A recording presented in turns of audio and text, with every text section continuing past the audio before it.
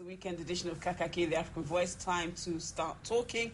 We're starting here in Abuja, where we will be evaluating how African nations are working to achieve the Millennium Development Goals. That's the MDGs, in case you didn't know.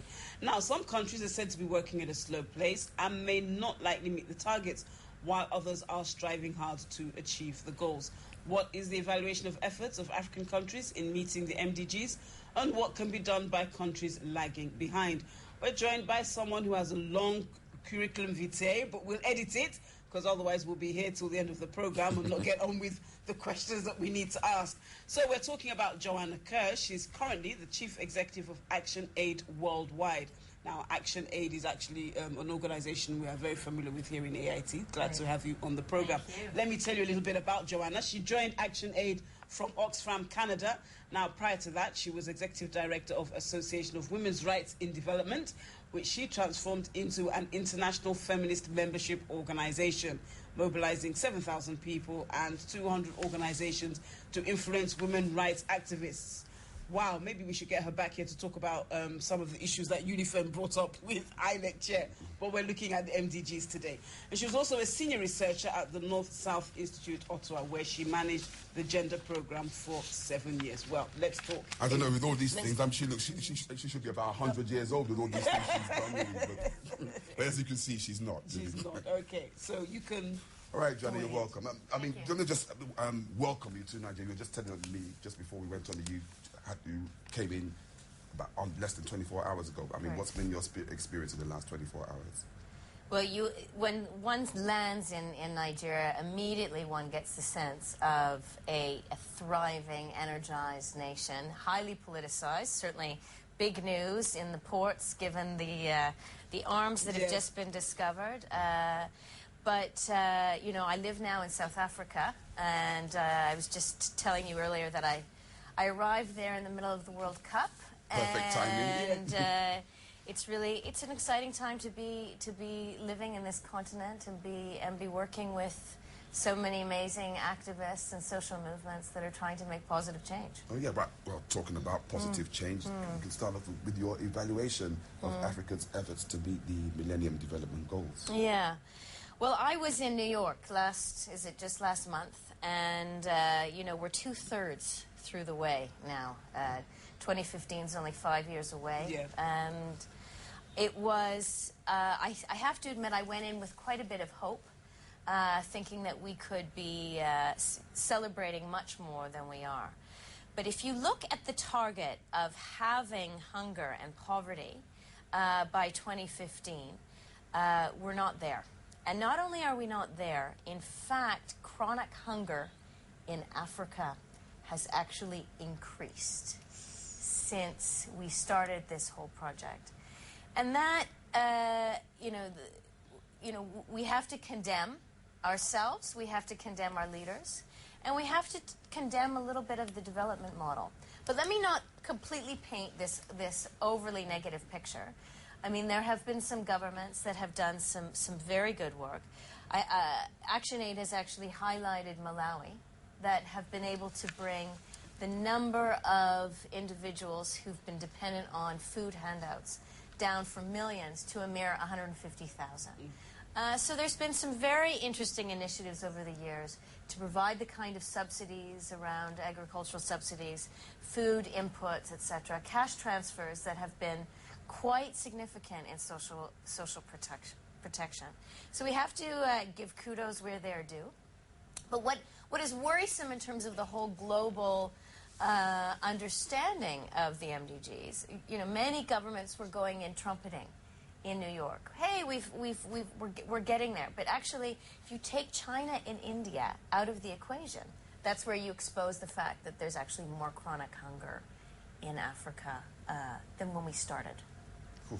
Okay, before we go into the aspects of the I like to talk good news first. Yes, why not? So apart from Malawi, what are the other countries that are doing well?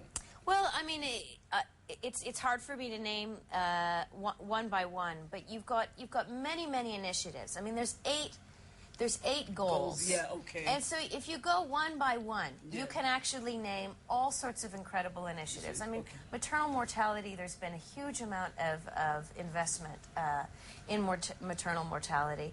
The kind of health sector reforms, you know, I'm embarrassed they don't know enough about what's been happening right here in Nigeria. But you've seen across the continent health sector reforms that are truly tackling some of the real structural causes where we actually need to be providing the kind of investments whereby, you know, when you look at maternal mortality, for example, many people say that's kind of the canary in the coal mine, right? If you have that many women dying in childbirth, you know that something systemically is wrong. But the fact that we have been able to lower this in some parts of the continent shows that we now are giving the kind of investment to traditional birth attendants. We've got early warning systems in play. So, you know, these are some positive things. You know, you saw from my bio, I'm very committed to the rights of women. And then I better watch it then, Julie. We all need to watch it. Okay. You know, this is an affair for all of us, whatever gender. But you know, for ActionAid, our real primary focus has been trying to tackle hunger. So the kinds of investments that we're increasingly seeing in smallholder farmers. You have the CADUP initiative. I hope your viewers know what CADUP is. You know, it's a commitment by African governments to invest in agriculture at a minimum of 10% their national budgets and that's really taken hold. And so you're now seeing a shift. This is good news, where you're seeing much more investment in local farmers, mostly female farmers, and the kind of investments that are actually going to tackle hunger. So there is some good news. But if you look at those statistics and to see that chronic hunger has actually increased in this continent. Okay, let's go back to. Okay, sorry. All right, go ahead. I mean, like I said, I need to be careful. Yeah, you need to be. Go ahead. You're blessed amongst women. Yeah. Talking Again. about the increase in chronic hunger, how did that happen? Yeah, well, where to start, really? I mean, we have primarily in so many parts of the world, we've been trying to tackle agriculture by investing in plantation and export crops. So many of our investments have been not targeted at the poorest of the poor. We also have been pushing trade liberalization and opening up markets. And I know there's much debate in this continent about EPAs and agreements. And so you have over these years World Bank, many bilateral agreements really trying to push plantation, export-driven, corporate-led globalization. You're seeing a lot of subsidies given to biofuel companies. There's land grabs. The fact that people need to grow their own food, the fact that women farmers, primarily who are producing food in this country, in this continent, are not getting the kind of extension services, are not getting the kind of investments, that don't have control over land, that don't have access to land. This is a fundamental cause of growing hunger. We can't completely ascribe it to policy. Climate change has actually had a big impact, right? We now are recognizing across the world the kind of erratic rainfall. It's increasing drought, it's increasing floods. I've just come from Ghana. The rains haven't stopped, and they're talking now about a real crisis in terms of their rice crop this year. Because if the rains don't stop, the rice won't flourish.